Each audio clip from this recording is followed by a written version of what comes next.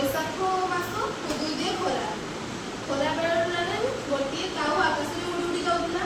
ତାକୁ ପ୍ରବଳ ଶୋଷ ଲାଗିଥିଲା, କିନ୍ତୁ ସେ ପାଣି ପାଉନଥିଲା ପିଇବା ପାଇଁ। ତେଣୁ ସେ ଆକାଶରେ ଉଡ଼ି ଉଡ଼ି ଗଲାବେଳେ ଦେଖିଲା ଗୋଟିଏ କୂଅ ପାଖରେ ଗୋଟେ ମାଠିଆଟିଏ ବସିଛି। ସେ ମାଠିଆରେ ଅଳ୍ପ ପାଣି ଅଛି। କାଉଟି ମାଠିଆ ପାଖରୁ ଉଡ଼ି ଉଡ଼ି ଆସିଲା ପରେ ସେ ଥଣ୍ଡ ପୁରିଲା ମାଠିଆଟିରେ, କିନ୍ତୁ ତା ଥଣ୍ଡ ଯାକେ ପାଣି ନଥିଲା।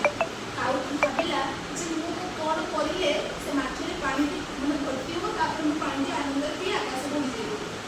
ସେ ଉପାୟ ପାଞ୍ଚିଲା, କିନ୍ତୁ ପାଇଲାନି। ସେଥିପାଇଁ ସେ ମନ ଦୁଃଖରେ ଉଡ଼ି ପଳାଉଥିଲା।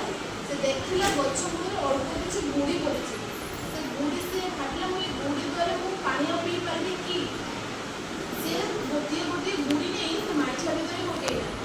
ବହୁତ ସାରା ଗୁଡ଼ି ପକାଇ ସାରିଲା ପରେ ମାଠିଆ ଭିତରେ ମାଠିଆରେ ପାଣି ଅଳ୍ପ ଅଳ୍ପ ଉପରକୁ ଉଠିବାକୁ ଲାଗିଲା। ତେଣୁ ସେ ବହୁତ ସାରା ଗୁଡ଼ି ଆଣି ମାଠିଆ ଭିତରେ ପକାଇଲା। ତାପରେ ମାଠିଆର ପାଣି ପୁରା ଭର୍ତ୍ତି ହେଲା। କାଉଟି ପାଣି ପିଇ ଆନନ୍ଦରେ ଆକାଶକୁ ଉଡ଼ିଗଲା।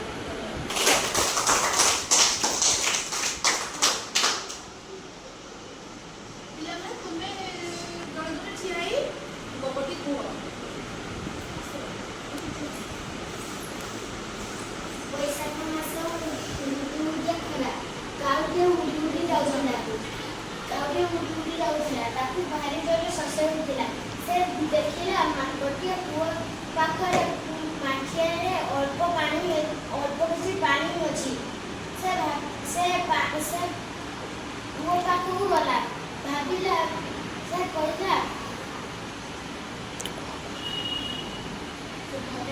ସେ ଭାବିଲା ପାଣି ପିଇବ, କିନ୍ତୁ ତାର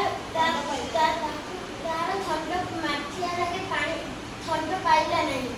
ସେ ମନ ଦୁଃଖରେ ସେଠୁ ଉଡ଼ି ପଳାଇଲା। ସେ କିଛି ଦୂର ଗଲା ପରେ ଦେଖିଲା ଗୋଟିଏ ଗଛ ତଳେ କିଛି ଗୁଡ଼ି ପଡ଼ିଛି। ସେ ଭାବିଲା ମୁଁ କିଛି ଅଳ୍ପ ଗୁଡ଼ି ନେଇ ମାଠିଆରେ ଭର୍ତ୍ତି କଲେ ଅଳ୍ପ ଅଳ୍ପ ପାଣି ବଢ଼ିଲେ ମୁଁ ପାଣି ପିଇ ଆନନ୍ଦରେ ଆକାଶକୁ ଉଡ଼ିଯିବି। ତେଣୁ ସେ ଗୋଟେ ଗୋଟେ ଗୁଡ଼ି ନେଇ ମାଠିଆରେ ପକାଇଲା।